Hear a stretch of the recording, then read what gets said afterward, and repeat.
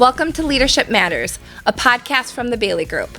I'm your host, Kaylee Thomsen, president of and partner at the Bailey Group, where we believe better leaders create healthier workplace environments, healthier humans, and a better world. On this show, we explore real stories, practical insights, and honest conversations to help you lead yourself and others better. Thanks for joining us. Let's dive in. Welcome back to Leadership Matters. I'm your host, Kaylee Thomsen, and I'm joined today by three-peat guest, Leigh Bailey. Wow, I'm asked back again. Welcome back. Pleasure to be back. It's good to have you here. Thanks, Kaylee. Today, we're doing something a little bit different. We're diving in depth on a topic that we see all the time in the world of leadership development and executive coaching and team development, which is around this shift in moving to become a strategic people leader. I'm really excited about today. This topic of shifting from being really good at something, whether it's a lawyer or an engineer or a finance person, to now becoming a leader of people is one that we run into all the time. And it's a really challenging transition for people to make. But making this shift is really what is the gateway, I think, to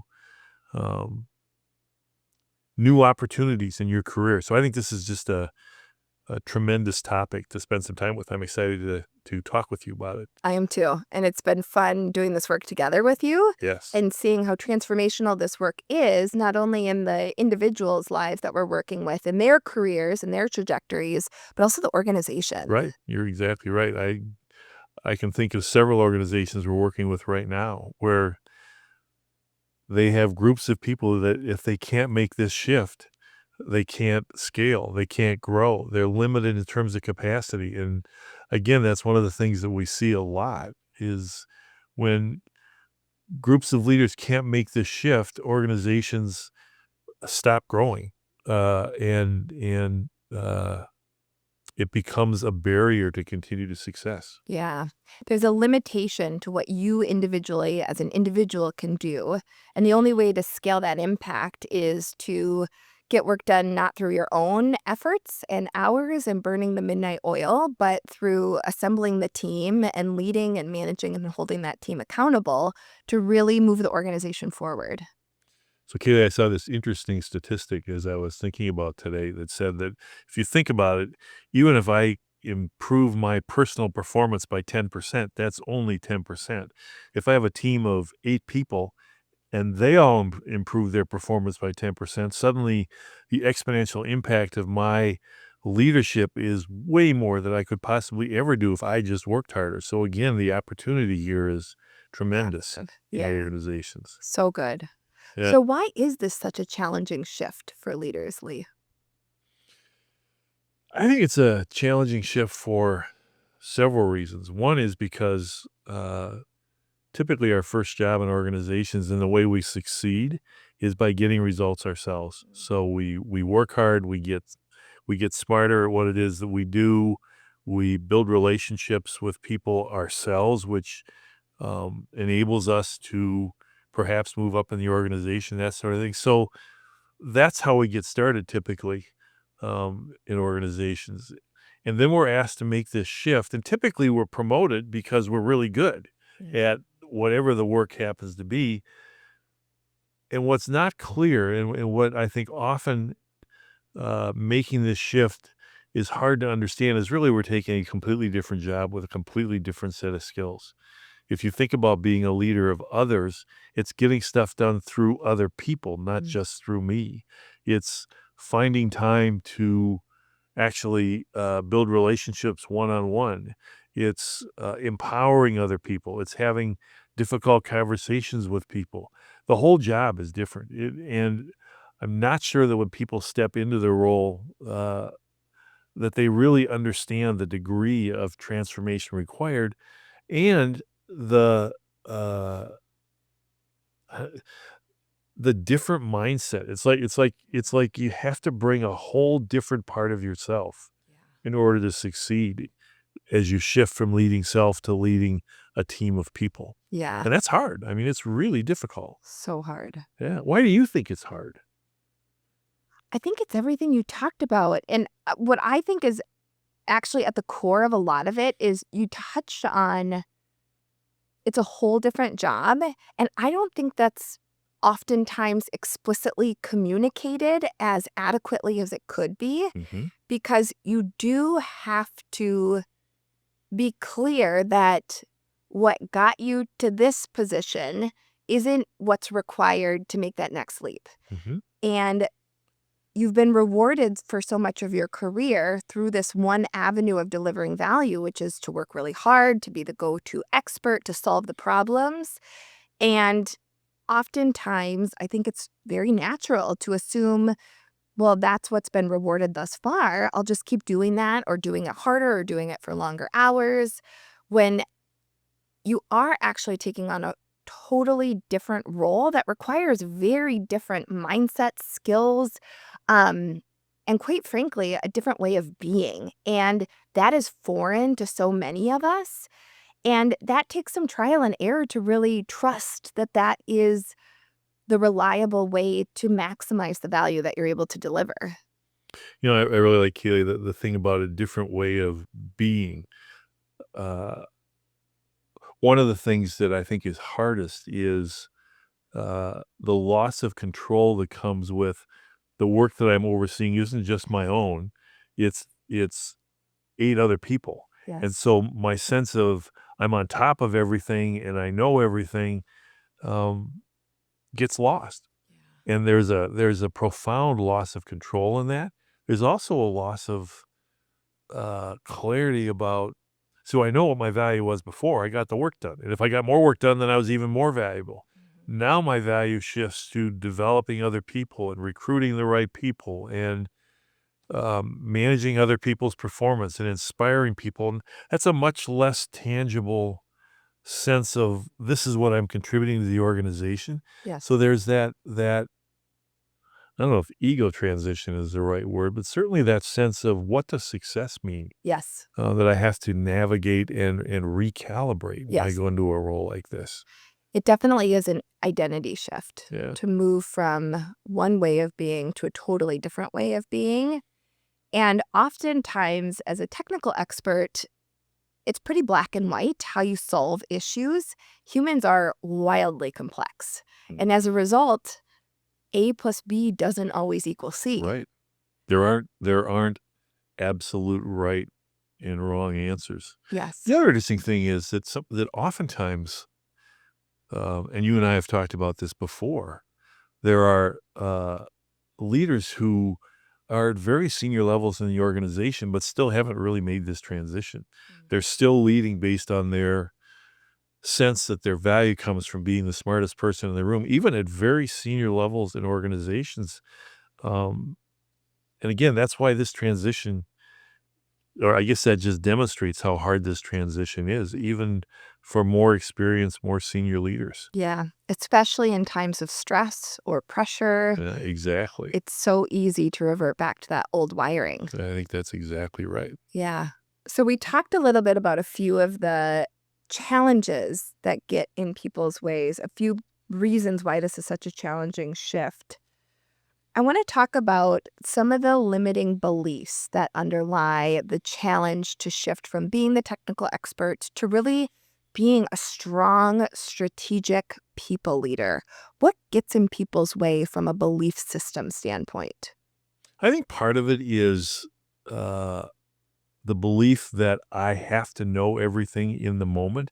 If I'm leading a bunch of other people, I can't. And it's hard to be willing to say, I don't know. I need to go to talk to somebody else to find that out. I think that's a piece of it.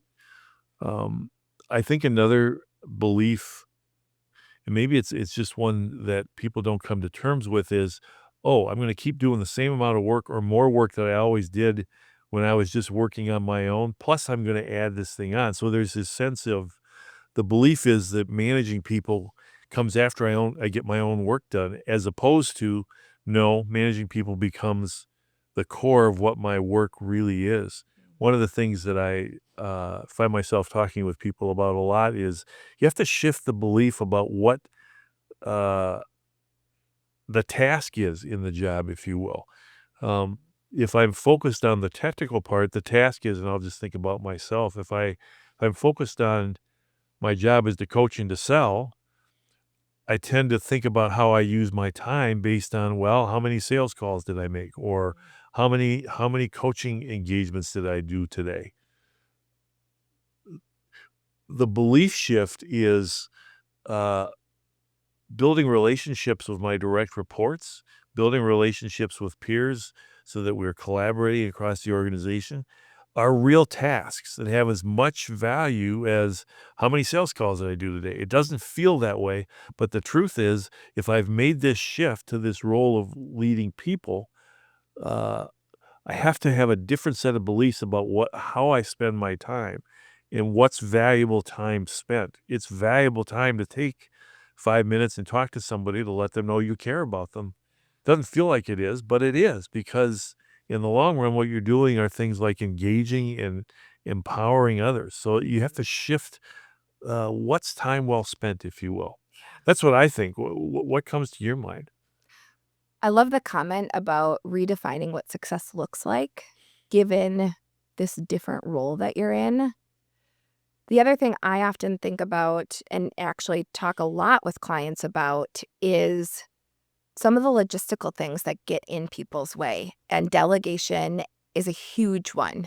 Mhm. And a lot of that is about this limiting belief around, well, who am I to delegate this work? Or servant leadership. I want to be in the trenches with my team, with almost an emphasis on the opportunity cost of doing that. The organization really needs you, and quite frankly, your team really needs you delivering highest and best use of your time and your value.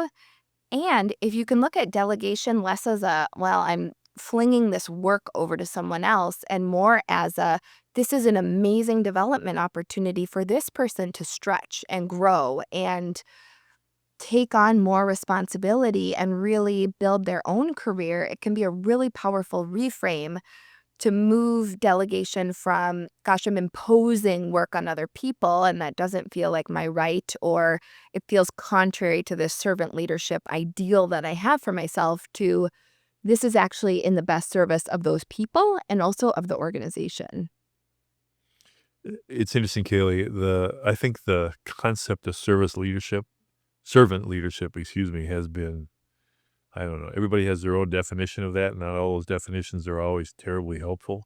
But I was also thinking as you were talking, uh, there's a shift with regards to, uh, I don't know if it's a need for humility, but in some ways, when you're leading others, when you're leading a team, the job is to put the spotlight on them, not on you. And uh, I don't know, there's this saying, and I don't even know who said it, but when you lead well, people will say we did it ourselves. There is this sense of uh, satisfaction needs to come from, as you said, wow, this person is performing so much better today. Wow, I watched them today, and I watched uh, the work that they did today. It was so much better, and it really reflected some of the coaching we've done.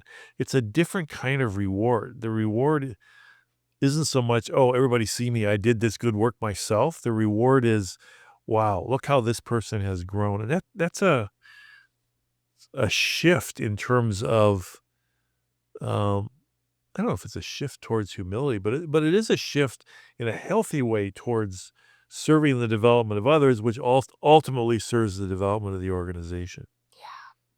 There's a sense of willingness to step out of the spotlight a little bit, and to gain a sense of reward from watching others grow, from Yeah, watching others succeed, so powerful. and that's a different mindset, if you It will. is. Yeah. It is. I think one of the things that makes the Bailey Group different, maybe not, I don't know, is our commitment to, there's 2 sides to it, right? So, Yeah, when we talk about being an effective leader, that doesn't suddenly mean, "Oh, you don't have to worry about financial results right. anymore." I think success, first of all, means being really clear about what is success for whatever it is that you're leading, financially, otherwise, because your organization obviously has expectations about what your unit is going to accomplish. But there are specific things that strategic leaders are responsible for. Things like setting direction. Does everybody understand where we're going and why it's important? Things like connecting what we do to the larger picture. So being able to articulate how what we do is contributing to the organization's priorities, that sort of thing. Success is holding people accountable for performance and not compensating or avoiding difficult conversations when people are performing. Success is making time for one-on-ones with people and building relationships with people, um, and challenging people to grow, if you will. Yeah. So there's that business aspect that, yeah, you don't get to not worry about that. That's uh, a given, if you will. But the other success is alignment, clarity. You've built a strong team. You've got a team of high performers who are successful at doing what they need to do. You're up to date on things like performance management and one-on-ones and that sort of thing. It's uh, focusing again on those things that maximize the performance of the team and the individuals on the team. Yeah. So if I'm sitting here listening to this fantastic podcast Yes. and thinking, wow, that's a lot to do, how do I go from here to there? The first thing that comes to me is having some definition of what success means. So again, we just talked about success means, gee, have I been clear with people about direction and priorities and goals? Success means, have I connected to what we do to others, that sort of thing. But I suspect the place to start is to look at how you're spending your time. If you're spending 90% of your time on individual contributor work, you're probably not going to be successful. And I think one of the things that I talk with leaders about that I'm always curious about is, what's your leadership cadence? So how often do you have one-on-ones with people? How often do you have team meetings? What are the agendas in those meetings, if you will? So I think it's looking at, how am I spending my time? And am I spending my time with people, coaching people, doing the one-on-ones, talking about performance, talking with people in other parts of the organization. So I guess, if to answer your question, where would I start? Yeah. I'd look at my calendar. I would compare those important tasks of a people leader or a leader of a function to how I'm spending my time right now, and start to ask the question, where do I need to make some shifts? What are the most common pitfalls you see with leaders spending their time? Neglecting certain areas or spending too much time on other areas? I think the biggest pitfall is putting the people leadership side after all of the things that they feel are important tasks that they need to get done. And so, of course, there just isn't enough time. So how that tends to play itself out is, oh, I skip one-on-ones, or, oh, no, we don't really have team meetings, or, yeah, we really haven't taken the time to really set very specific measurable goals for everybody so that everybody knows what success is going to look like. It's putting off those things as being less important than the work that I'm doing myself. The problem with that is, at the end of the day, and again, you and I know this, we see this all the time, the result of that is falling short on the business results you're accountable for. Because again, you can't do it all yourself. Yeah. And just working harder yourself isn't going to get the synergistic results that you can get if you're really able to maximize the performance of 8 people, 10 people, 5 people, how many other report to you. Yeah. So you have experience with this. What do you think is really hard in terms of, and I'm sure you've made this shift in your own career. Where do you think the challenge is? Or what's the biggest shift that people have trouble with?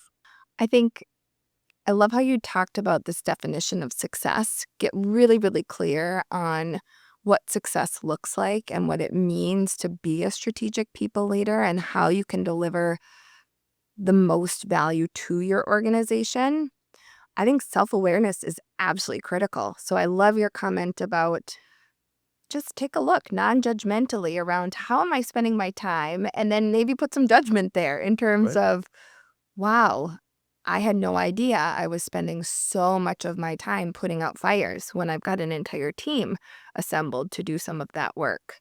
I would also say self-awareness, and we use the Hogan assessments. How am I personally wired?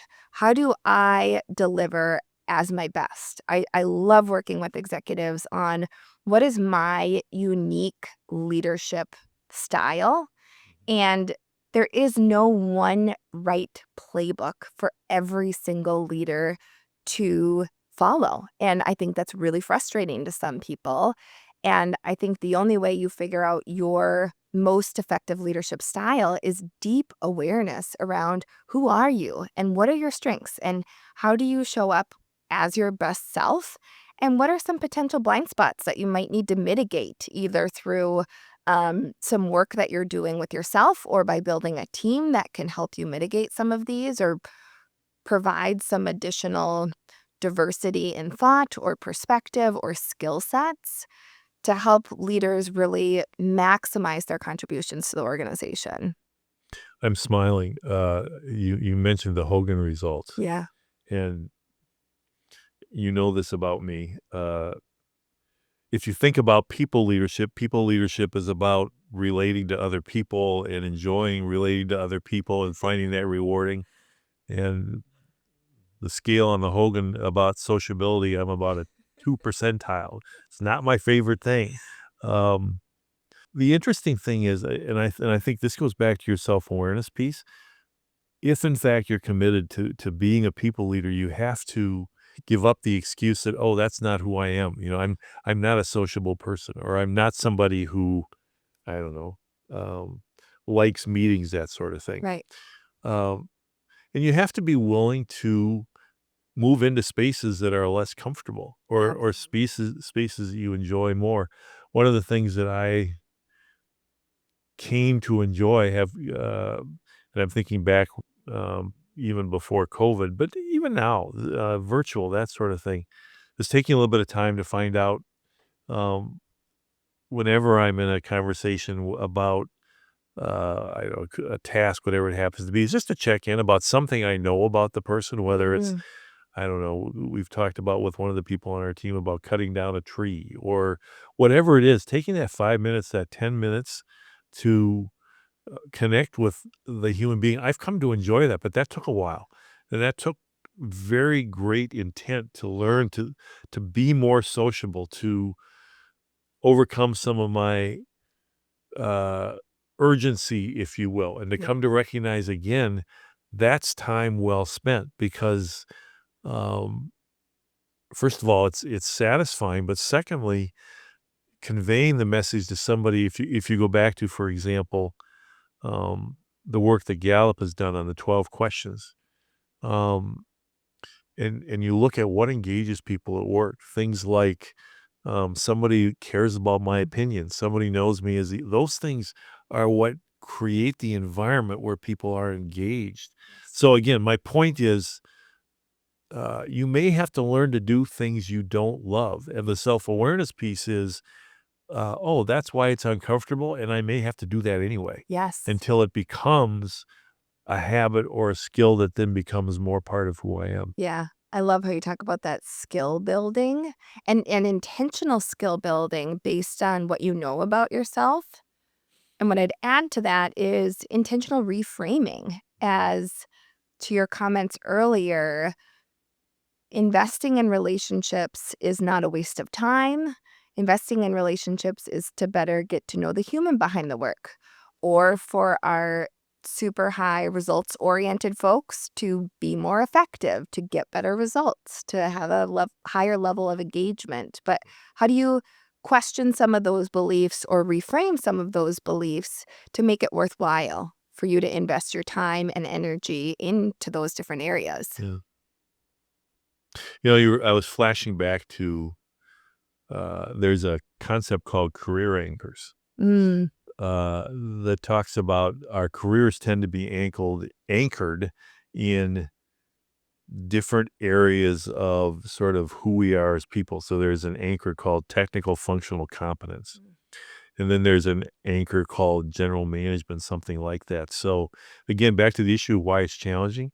In some sense, what I'm doing is shifting the anchor of my career from technical functional competence, and that's where I get my reward, to general management or leading people. So how do you do that?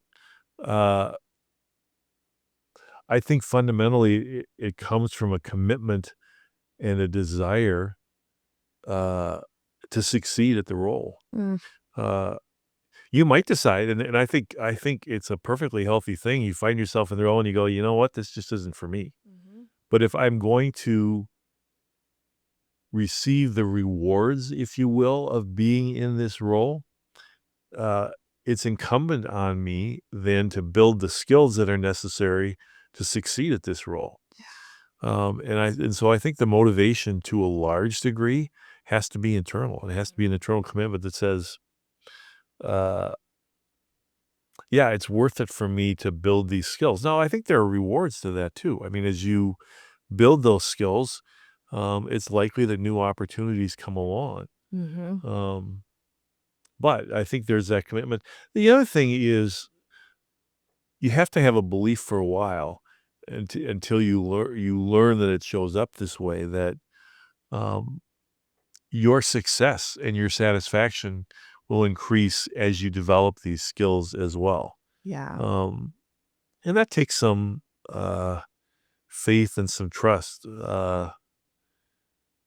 I'm thinking about the Vikings have a new quarterback right now who's learning some new skills, and he's going through some hard times right now. Sometimes it just takes the faith of, I'm going to keep doing this because I know at the other end it's going to be better. And courage too. Right. Try new things and experiment with new things. I'm thinking of several coaching clients that I've worked with on, well, I don't know if that's going to work or not, but try it. Right. See what happens. I think you're right. I think the courage to experiment, the courage to try things that feel very awkward initially, to be a beginner at some new skills, takes courage. But it's also how you change. Yeah. And I love seeing the light bulbs turn on around, I was invited out to lunch. I didn't want to go. And I thought, I'm just going to invest in this and see what happens. And we had conversations I've never had with anybody at work before, or we really developed a rapport that I didn't even know would be possible. Right. I mean, it's amazing. And they don't all turn out that way. But I do think experimenting with some new behaviors and having your body live through that and realize it is okay to act contrary to what some of my initial instincts or reactions are is massively transformational. This goes back to your beliefs thing again.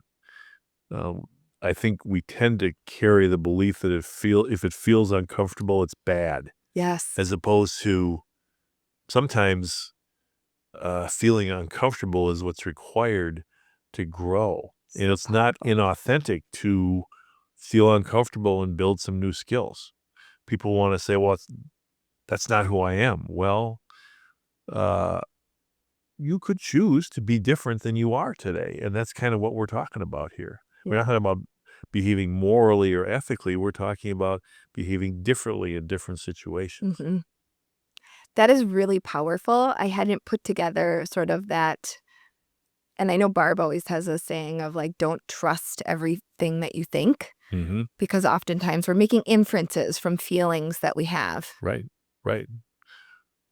Our feelings reflect, and we've talked about this, the basic idea that we don't respond to situations based on what's actually happening in the situation.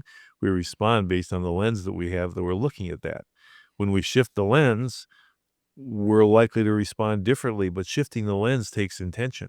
And when I say shifting the lens, if I redefine success, or if I redefine the idea that I'm only being authentic if I'm completely comfortable with this, it opens up new possibilities that I couldn't see before. I love that. Yeah. And it gives you agency in that situation to choose versus just operate on autopilot and continue to do what you've always done. Right. You're not doomed to be who you are. Yeah. So good. So, Leigh, we've been talking about some of the skills here. Give us an example of you seeing this happen. So I was thinking of several, but one that really stands out for me, and it's funny how you have certain experiences with people that you just never forget. This is an example of a client that I probably worked with, I don't know, 30 years ago, something like that. Um, he was a banker. He was actually the chief credit officer at a bank, and he was sort of the what do I want to say, archetype of a credit officer. He was bald. He was scary. It's like just the presence when he would walk in the room, you'd sort of be like, whoa. Uh, and he saw his job as making sure that people did the right thing. Mm. But it was interesting because it turned out that he was having lots of relationship issues, and not just relationship issues with work, but also relationship issues with his sons. Mm. Uh, and as we talk more about that, the commonality that we saw in the two was his tendency to be very critical of people. Mm. And walking into the conversation when we started, I think he kind of saw that as his job. His job was to point out where people made mistakes and to point out where people hadn't really seen where the risks might be. And he took great pride in being able to be the one who could see where other people couldn't, where the risks might be, that sort of thing. And his approach was rather shaming, I would say, which kind of was part of that scary sort of presence that he brought. But so we started to talk about, so that's not working great because we're here, we're working on this, and you're not happy with how that's working. So let's start to talk about things like how do you help the people that work for you become more effective at the work that they're doing before they bring it to you, so you don't have to be the one who is the one who catches others in their mistakes. Yeah. How do you start to think about your job less as I'm a success if I've been smarter than everybody else in the room today, but instead, what have I done to teach others what I know so that the next time they come to a meeting where we're talking about a loan, they've thought it through in advance, so I don't need to do that. And it was transformational in terms of his work and his satisfaction at work. But what I remember is the story he told me as we were finishing the coaching engagement. So what he realized was the part of the issue, or a big part of the issue with his sons, was he was very critical because he thought he was showing love by telling them everything that he did wrong. And one of the things that we had used in his coaching was the idea of what we call a credit book, where because one of the things that I had him start to think about was, rather than just seeing negative things in yourself every day, see if you can see three things that you feel good about yourself and write them down in the book. Because as you start to see good things in you, you start to see good things in others. So for a Christmas present for his kids, he gave them each a credit book. Wow. And for the next, I don't know, period of time, he started every day at night after they went to bed to write 3 credits in their book so that they would have the gift every day of their dad seeing something that he valued in them as opposed to something to criticize in them. And I thought, wow, what a profound transformation, both as a leader and as a human. But it shows how that shift in understanding what his role was transformational. Yeah. That's the one that comes to mind for me. What a spectacular example. Yeah. What was the underlying motivation? I heard you talk earlier about what he was doing was not working for him. And I know we talk all the time with clients around why now? Mm-hmm. What's so important about this moment that you really need an additional resource in this area? What was it for him? What was the catalyzing event, if you recall? I think there are two reasons why people tend to make big transformational changes. One is because they're in pain, Mm. and that pain has reached a point where they want to figure out a way not to be in pain. The other is that they have a vision for something that could be better, Mm. and they want to work towards this vision of something better. I think for him it was pain. His relationships at work were painful. His relationships at home were painful, and the pain was such that it was like, okay, I'm willing to experiment with other things. Mm. But that's not always the case either. I think people who are really growing as leaders, and the whole idea of being visionary as a leader is about being able to envision a future that's different than it is now Yeah. and to work towards that different future. So part of, I think, this is something that I've come to learn over time. People It's very difficult for people to change if they don't have a picture of what better looks like. Mm.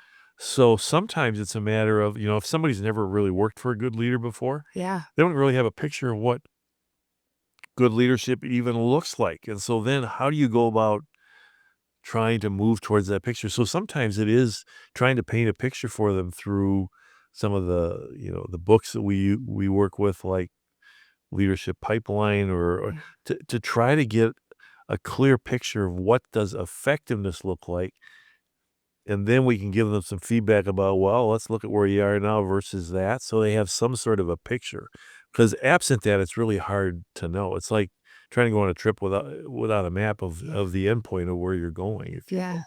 And it makes all that work and that, courage and the new experimentation so much more challenging. And it's hard to be persistent if you don't have that exciting future end Right? state. I think that's right. I think that's right. And it's also why it takes a while. Generally coaching isn't, oh, we'll do 3 sessions, Yep. and we'll have somehow magically transformed Right. because we're shifting beliefs, we're shifting old ways of getting rewarded. Yeah, it takes time. Yeah. More time than most people want it to. Right. I think that's right. Yeah. Yeah. So we've talked about a lot here today. Mhm.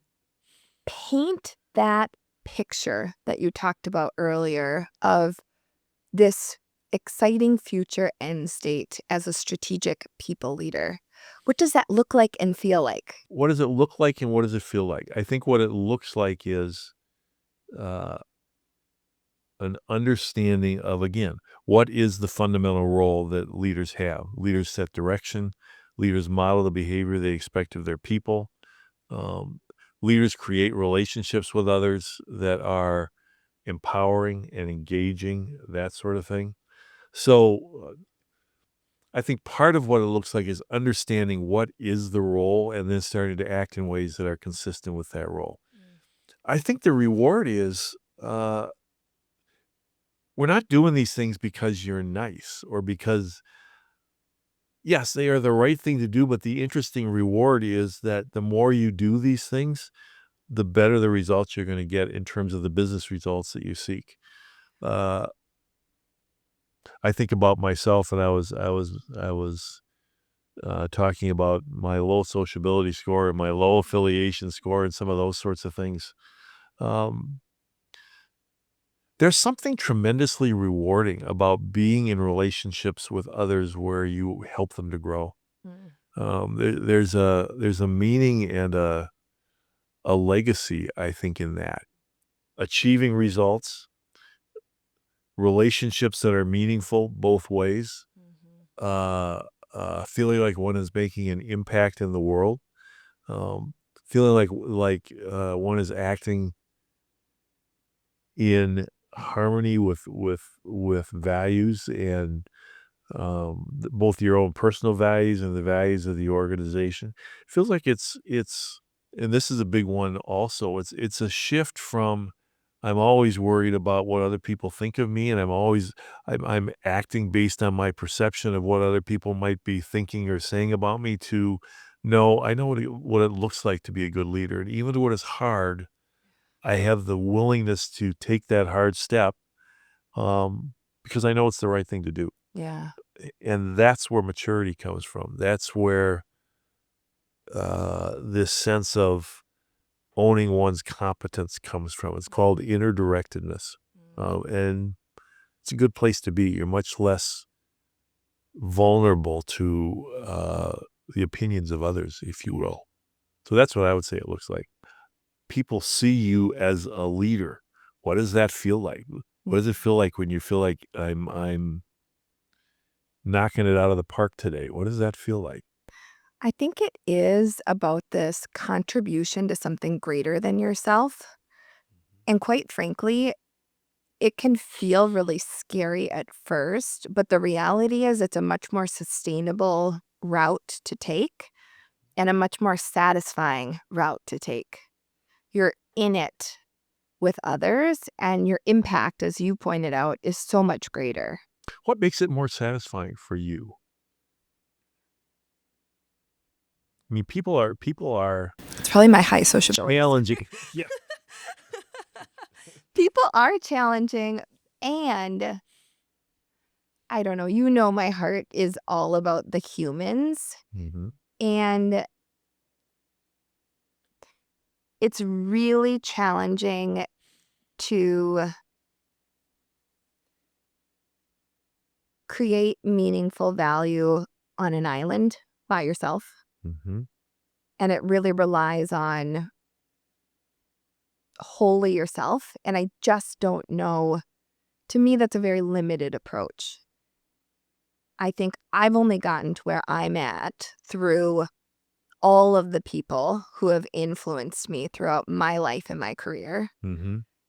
And I think this next generation is only going to get to where they can ultimately go with resources and wisdom and mentorship and people genuinely invested in the human behind the work.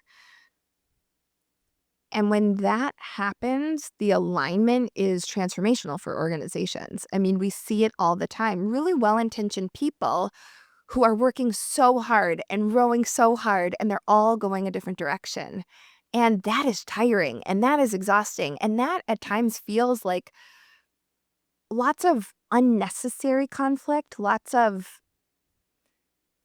unvaluable conflict. And it's not to say that when you're all rowing in the same direction, there isn't conflict, because there is healthy conflict. But you're going so much faster in the direction that you're all wanting to go. Mm-hmm.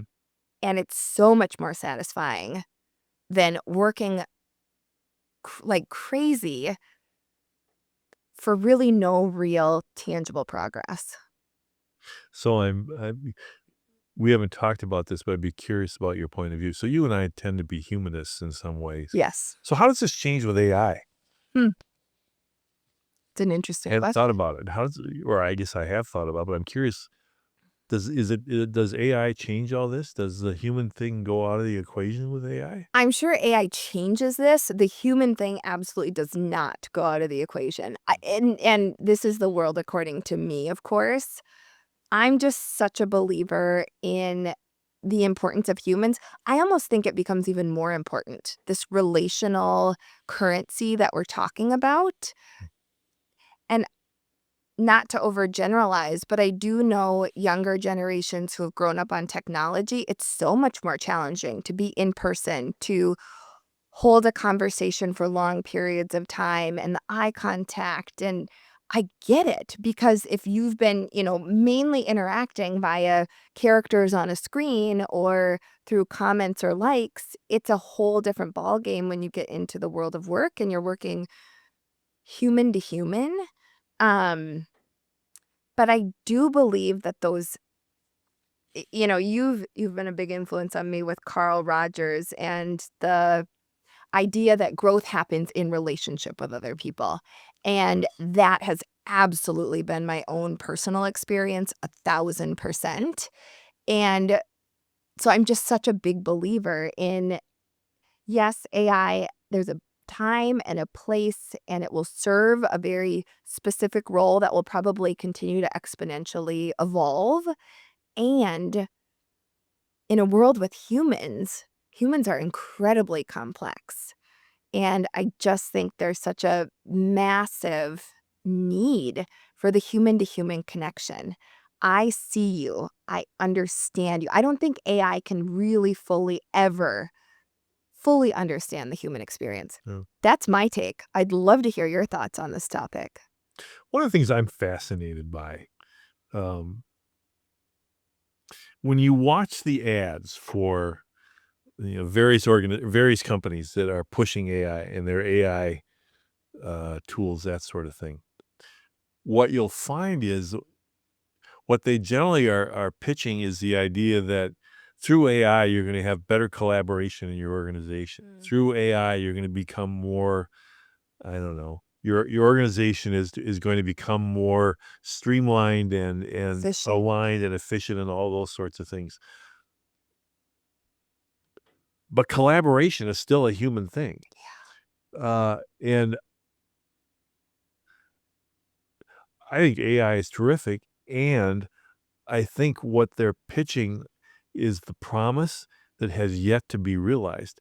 And part of the issue is that AI can't replace human collaboration.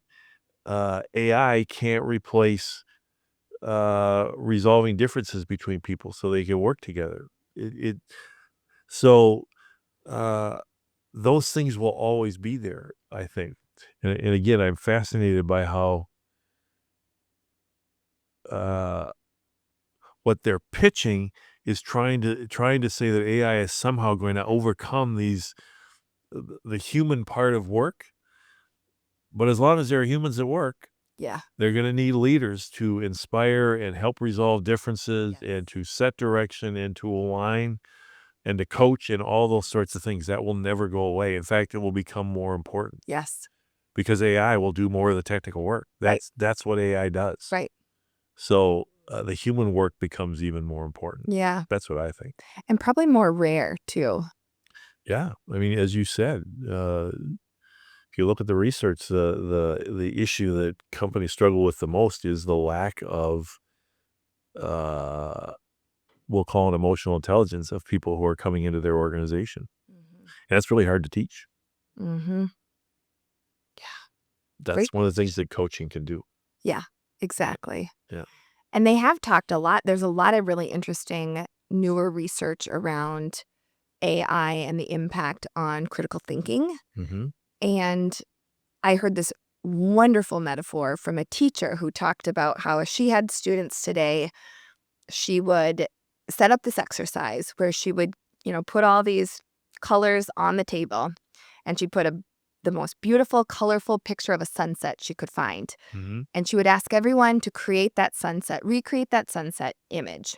But everybody would have a card, and from that card, it would give them a rule. So, some kids would choose the rule around you can use every color available. Some it was you can use purple and blue. Others it was you can use colors that have an E in it. And she would have everyone complete this exercise, and she'd make a big deal out of whoever had the most accurate picture of the sunset. They got a free pass on their next exam, automatic A. They didn't have to take it. She'd make a big deal out of it. And so, go through this whole exercise. And at the end of the exercise, she says, I want you to understand that when you use AI, you're giving up colors in your coloring box. Wow. You're giving it away.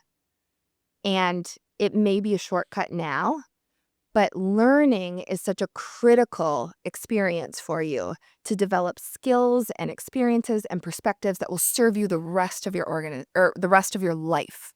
That is such a cool story. Isn't that powerful? It's such a cool. Yeah, it is. And you're right. The research tends to show that people don't become more intelligent; they become less intelligent by using AI because they give up the mental work of having to learn. But I think your metaphor is a really powerful one for that. That's a cool story. As a parent, I was sort of terrified. Yeah, I was good to say, oh, People making sunsets with black, Yeah, that's- only black. yeah. But it great is story. powerful. Yeah. Well, thank you so much. This has been a great conversation. As always, it's been fun. Thanks for inviting me. And we've got an exciting, again, never before tried Right. promotion. That's right. You have this new promotion that you were Yes. going to tell about. Well, let's hear about it. Well, we figured for folks that made it all the way through, we certainly wanted to create meaningful value in this episode and also give listeners something of value that they can take with them. And as we've talked about, what's really required as you take this journey to become a more strategic, strong people leader is that definition of success and also a better understanding of yourself and where you're at. So for everyone who emails in, I think the email is leadershipmatters@thebaileygroup.com. It will be in the show notes. I'm like new at all of this. Leigh. Somewhere down below, look for it. Email us with the subject line Strategic People Leader, and we will send you a free worksheet for you to do that allows you to kind of reflect, understand some of your own beliefs, understand some of your own strengths, but also That's cool. some of your blind spots. And how can you sort of redefine what success looks like so that you can be on your path towards being a stronger strategic people leader. And for the first 3 people who email that email address with that subject line, we are going to give away a Hogan assessment as well as a 1-hour debrief with yours truly, Wow. Kaylee Thomsen. That is really cool. And I want to say to everybody who is thinking about that, don't be afraid. It's a really cool opportunity to learn something about yourself. And what's interesting about the Hogans is you take the assessment and you find out how other people are likely to describe you, which is sort of a it's a gift. The perspective of how others see you is a real gift that is hard to get. Yes. Plus, you left off with Kaylee, so I would say do it. Jump on it. That's a neat opportunity. Yeah, we're going to do the Hogan Personality Inventory, which is all about your strengths and, potential blind spots, but certainly how do you leverage insights about yourself to become a stronger strategic people leader? So can I take the Hogan again? If maybe I could be one of the If you're the first 3. Okay, Yeah. I'll have to. My honest fear, and I know I talked to you about this, is like everybody is going to think, oh, it's too late. I'll never be one of the first 3. And we're going to get 0 emails. So we're trying it out for the diehards who made it an hour in. You know that if you don't buy a lottery ticket, your chances of winning the lottery are 0. Just buying one ticket, you have, from an infinite standpoint, increased your likelihood of being successful. Same thing. If you don't take a shot, there's no chance you'll be one of the first 3. And you win either way because you get the free you get the reflection worksheet. Yeah, that's exactly right. Now I'm dying to know, have you ever bought a lottery ticket yourself? Have I ever? I must have once, but as you can tell, it's not a regular thing. Come on, Leigh, you got to treat your not a odds. regular thing. Oh, well, this has been enjoyable. I've taken statistics, so I know my shot is not very good. But as you just informed all of us. If I buy one, at least I have a chance. Yeah. All right. I'll think about that. Thank you for you. coming It's on fun, today. as always. This has been great, and I hope that the listeners got something of value. Me too. I hope that there were some things that people take away and go, oh, I'm going to try that out. Yeah. Just try. That's all we're asking you to do. Give it a Experiment with some new behaviors. See how they work. There you go. And join us next week for another episode of Leadership Matters. Thanks for joining us. Thanks for joining us for today's episode of Leadership Matters. If today's episode resonated with you, would you do me a favor and share it with someone you care about? To learn more about the work the Bailey Group is doing in the world, check us out at thebaileygroup.com or follow us over on LinkedIn. We love sharing useful articles, helpful resources, and valuable tools to help you expand your leadership capacity. Like and subscribe, and join us next time for more honest conversations.